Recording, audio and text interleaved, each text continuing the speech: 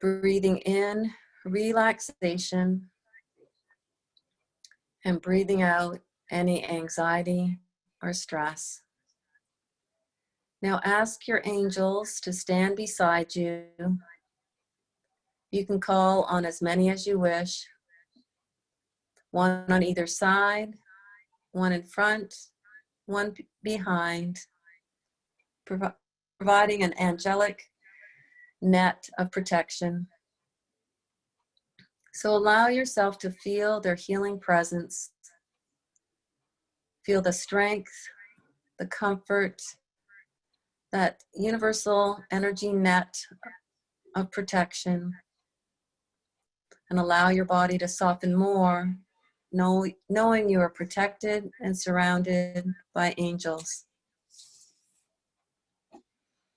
Become aware of the sky above you, imaging a blue sky, knowing you are held in angelic love and comfort. Be aware of the ground beneath you, also supporting you and keeping you connected to the earth. So as you give yourself permission to relax, say to yourself, I am safe, I am here. I am safe, I am here. And again, stay here until you feel it in your body that you are safe and you are here. Breathing that into your kidneys, I am safe, I am here. And into your heart, I am safe, I am here. And as you soften, allow your energy to expand into the universe. The angels are giving you all the space you need and surrounding you, protecting you, comforting you. So now connect to the source of the highest vibration of healing energy, the vibration of unconditional love. Imagine yourself opening to receive unconditional love, releasing all that's in the way of it flowing in, and just focus on receiving unconditional love. What does that feel like? What color is it? What images come to mind as you receive unconditional love? And with every breath, you're breathing in love, healing energy to recharge, reground you to the earth, reconnect you to heaven. And with every breath, you breathe out emotional pain, physical pain, mental self-talk, and spiritual pain. So with your controlled breath, you're controlling what you breathe in and what you breathe out. So as we focus on breathing in unconditional love, focus on receiving that and welcoming it into your heart and all 4 chambers of your heart.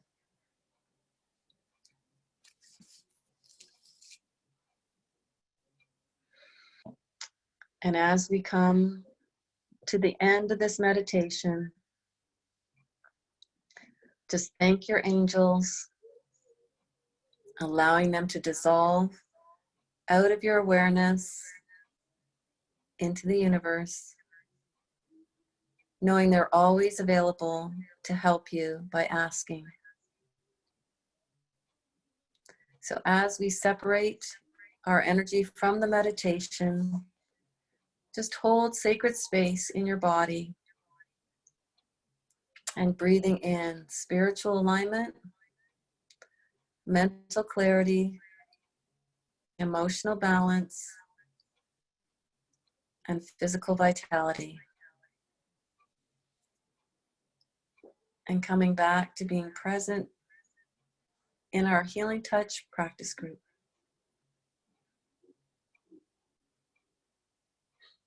Thank you, everybody.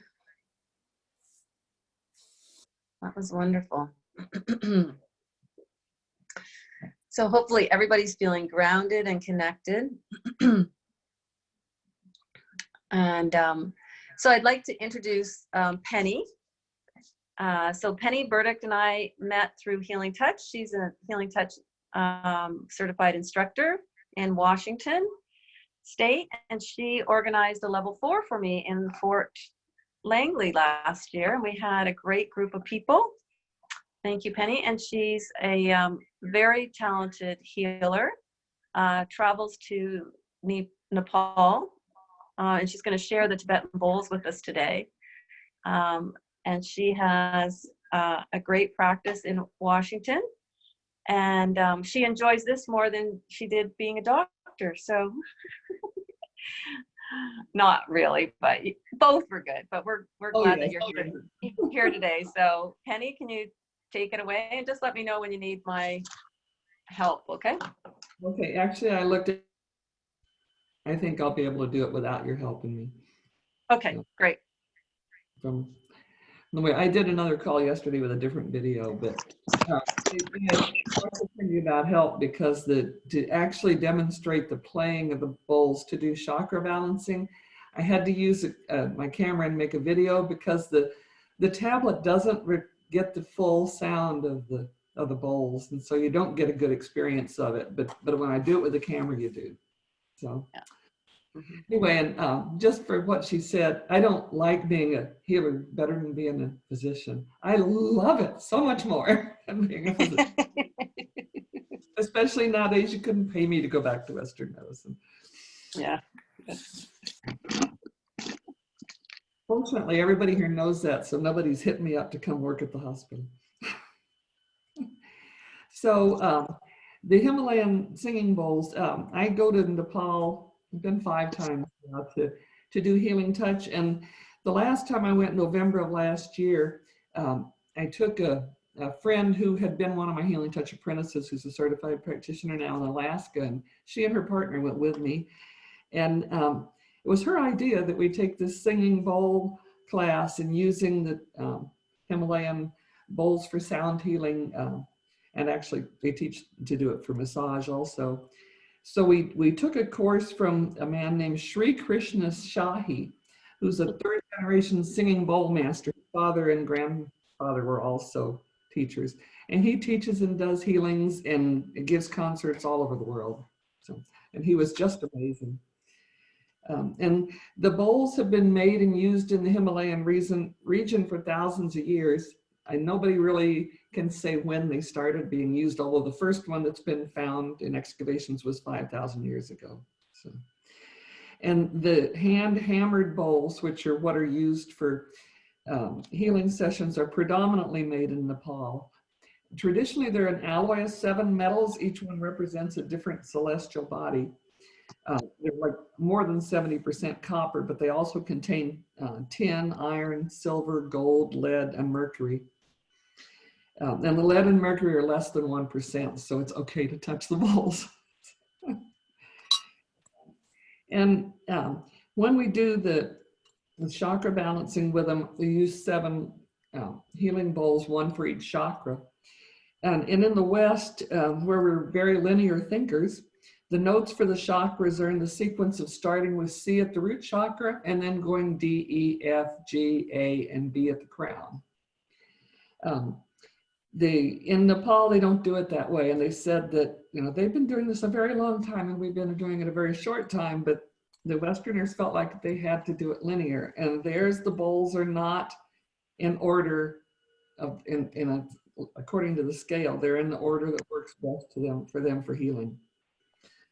And I've got notes on this that I'm gonna post, and so I'm not gonna, I think, go over all of the things, but they start with F at the root and end with B at the crown, but they've got it arranged so that no bowls that are adjacent to each other in the scale are next to each other on the chakras. And that works much better because you don't get the disharmonious sounds you can get from two bowls close together that are notes right next to each other. So when they're used for one-on-one energy healing, the bowls are predominantly played with padded mallets like this. Ooh, I got to put it in the middle because I made a background behind myself. I can cover Yeah.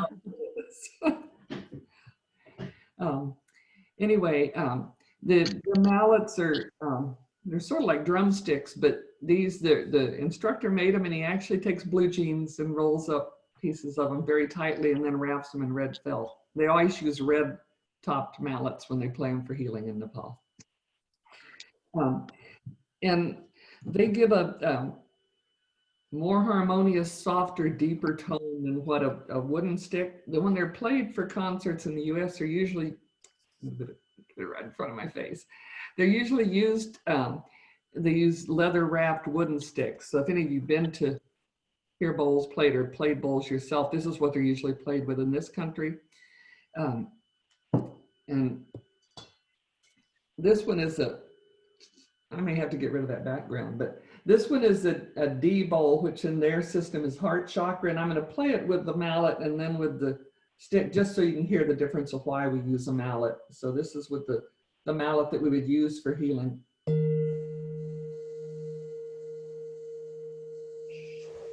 Can you all hear that okay? It'll be better in the video, but I'm going to stop it because this one will go on for 2 or 3 minutes. And then with the other, with the stick, if you play it softly, it's nice, but if you play it hard, it's very jarring, and you would not want to do that in a healing session, or they're going to wake right up. So we play them predominantly with this. There is a part of it where you do freestyle, whatever you feel like that person needs you to do, and then we do sometimes use the sticks, but very lightly. So concerts or group sound baths, they're pretty much always done with the wooden stick because you need to get the volume so that people in the room can hear you. And when they're played, when the singing bowls are played for healing, they're usually played at no more than 60% the intensity you could get if you hit them absolutely as hard as you could to get a sound. Because it's more therapeutic if you do that. And they're actually most therapeutic if it's like 5 to 25% of the maximum sound they'll make. And that's because the bowls are aligned on either side of the person, even with the chakra. And the crown bowl is just above the head, and the root one is down between the legs, and you'll see that in the video. But they're very close to the person, and so it's best not to play them real loudly because it's the vibration that you want. And the crown bowl is usually actually only played about 20% of the maximum intensity that you can get. And that helps put the person into a meditative state. If you were doing this on infants or animals, you have to play it like 10% of the most sound you can get because they just don't tolerate the louder sounds. That said, when it's used for Parkinson's disease, ADD, epilepsy, or PTSD, the recommendation is you play them at maximum intensity. Oh. And that seems to vibrate the nerves, and that taught this said you get much better results because it vibrates the nerves, and that seems to help improve the symptoms with those diagnoses, but not with anything else. So normally in Nepal, and when we learn this there, the client lies on a mat usually on a carpeted floor, and then the bowls are alongside the body, real close to the body. And the healer is kneeling or squatting for the entire session and moving around on their knees to play the different bowls. And I wanted to do this and be able to combine it with healing touch and using crystals. Plus I have aging knees. So I adapted it, and I work with a client on a massage table, and I have tables on either side that hold the bowls. And the crown bowl is on the headrest, and the root bowl is between their knees. So, and that seems to work real well. And then I can use crystals and do it in combination with healing touch. And the bowls can also be used for hot water massage, and you fill them about 1/3 full of hot, almost boiling water, and then have the client covered with a cloth, preferably cotton, and actually put the bowl right on their body, usually on the back, and hold onto the rim so you don't burn your hands with the hot water, and move it around their back, and it feels fantastic. But I haven't done that with any clients yet. At least in our state, there's a little bit of a concern that if you're doing massage and you're not a massage therapist, that gets you in trouble. So I haven't done that. But and for concerts and group sound baths, the bowls are usually played with striking near the rim with the padded end of the wooden stick, or they'll make them sing using the wooden end of the stick. So most of the time when you get a concert, they're sung, and we don't do that when we're doing the healing sessions. So that's my little introduction before the video. So I'm going to play a video now. It's a 15-minute video where I'm going to demonstrate how you do chakra balancing with it. So bear with me just a minute. You're going to get my screensaver, and then you'll get the.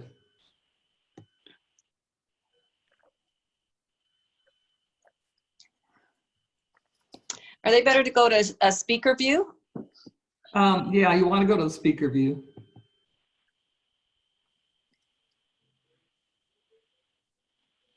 Can you guys see that title?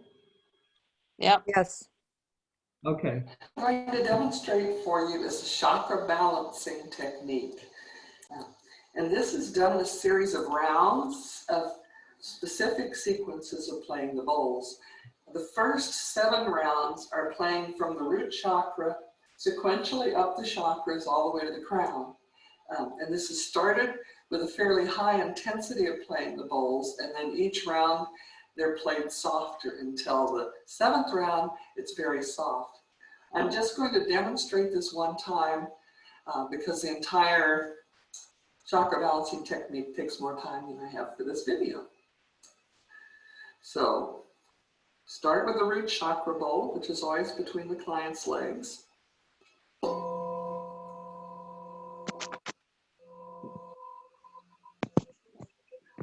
Both are normally played very slowly.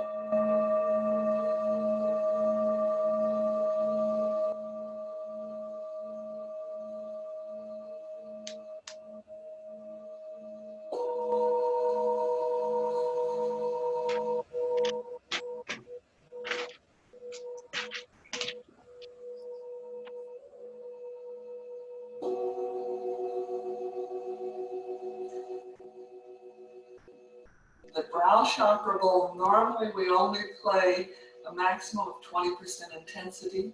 I'm playing a little louder for this demo so you can actually hear me play it. So after we've done the 7 times up the chakra, then we're going to go back down the other way from the crown chakra to the root. And this actually can be at whatever intensity the healer wants to do it, except no more than 20% here.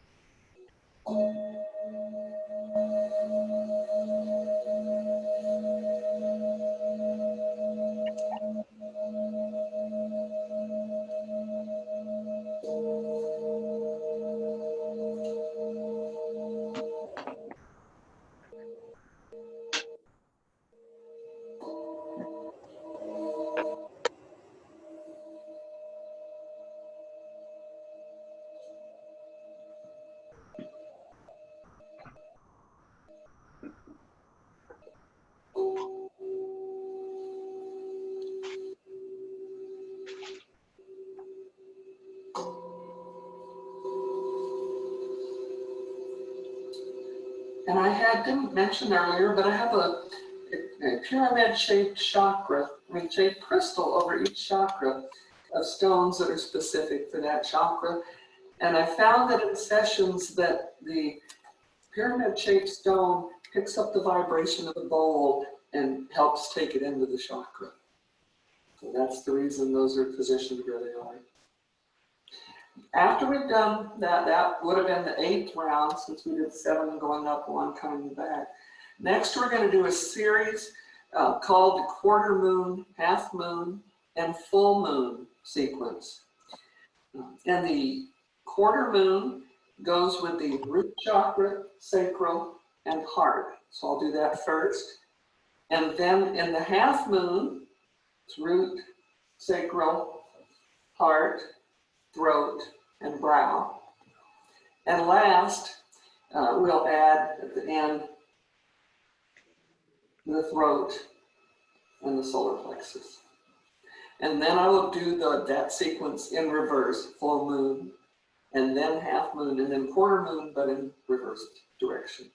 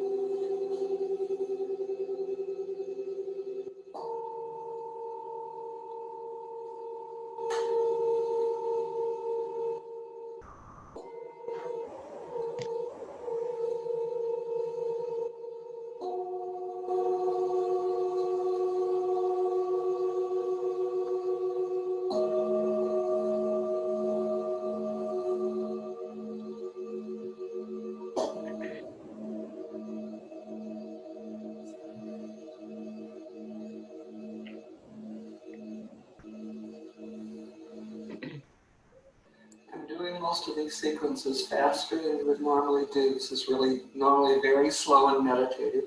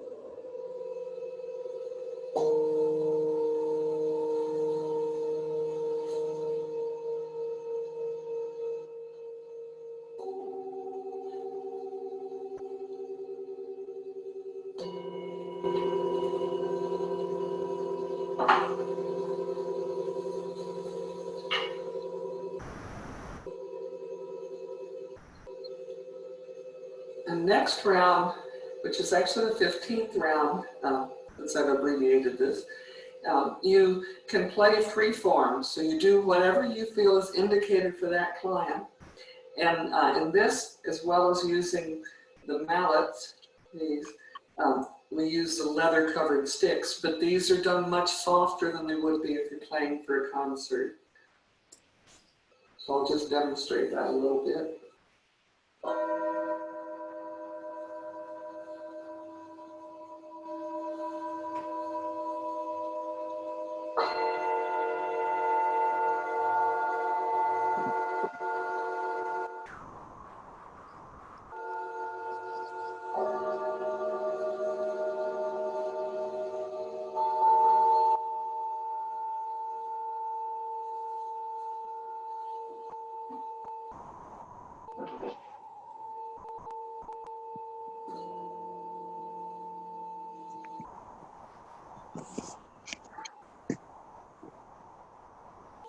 During the free-form part of this, I also will use bowls for specific chakras that have chakra imbalance. One of the most common ones I use is the throat chakra.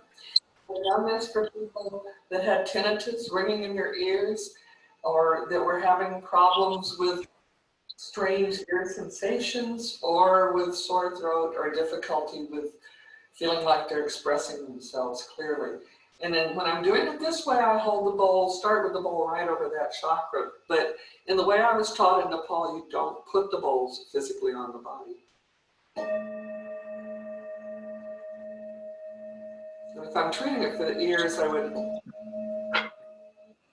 sound it over each ear.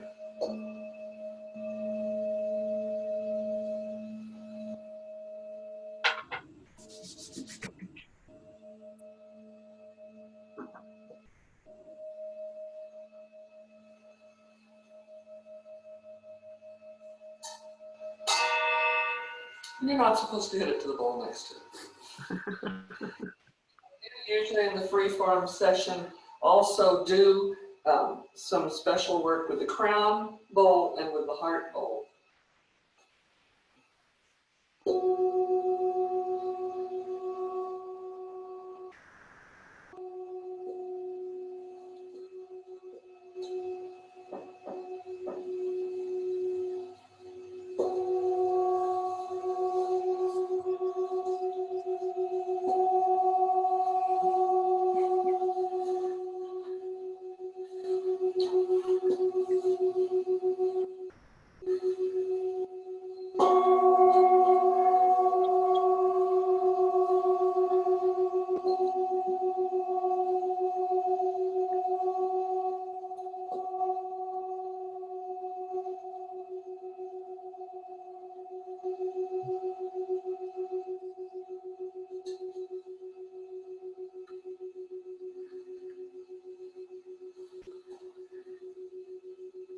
And after we've done the free form round, you would play from the root up to the crown, like you did at the start of the session, only just one time. And then once from the crown, back down through all the chakras to the root. And then at the request of a number of my clients who said they would like to hear all 7 bowls going at the same time around their body, that's what I usually do before I ground them. So I'll demonstrate that.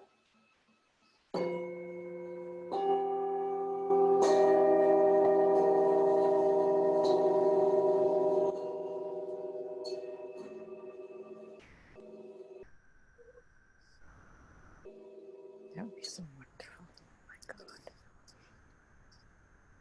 When you're lying in the middle of all of these bowls, it actually makes quite an impressive sound when they all go at once.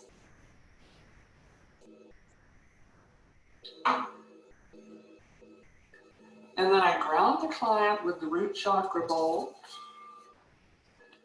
I start with it at the root chakra, and I go down and sound the bowl at the knees, the ankles, the soles of the feet, and then I go off to the edge of their field and back up again.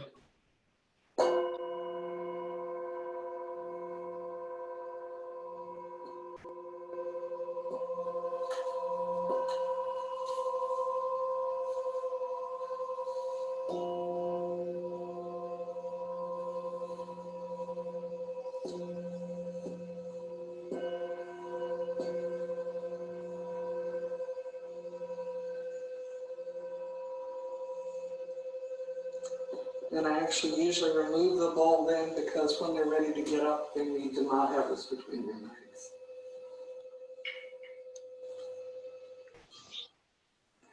Most of the time when I'm at this point in the session, my client is either asleep or fairly deeply away from where we are. And so what I do now is I end the session with the lovely wind chimes from Cindy. Thank you, Cindy. Above the crown and just go all the way around the clamp with them. And that really gently wakes them back up again.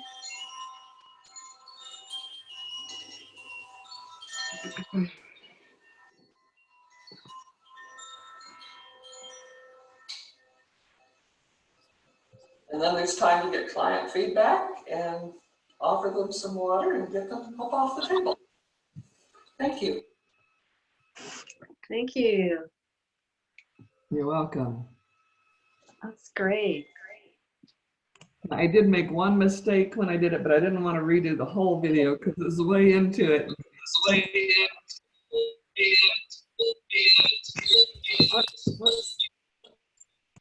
don't know what I'm getting there. When I talked about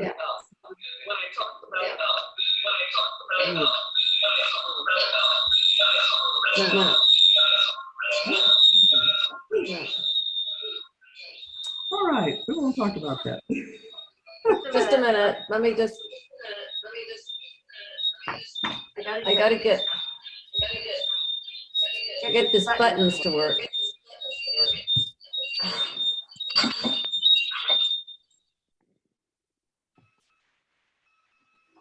Is that better? Is that better?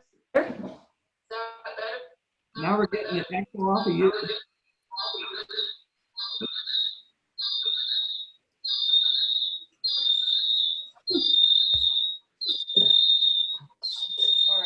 Sorry.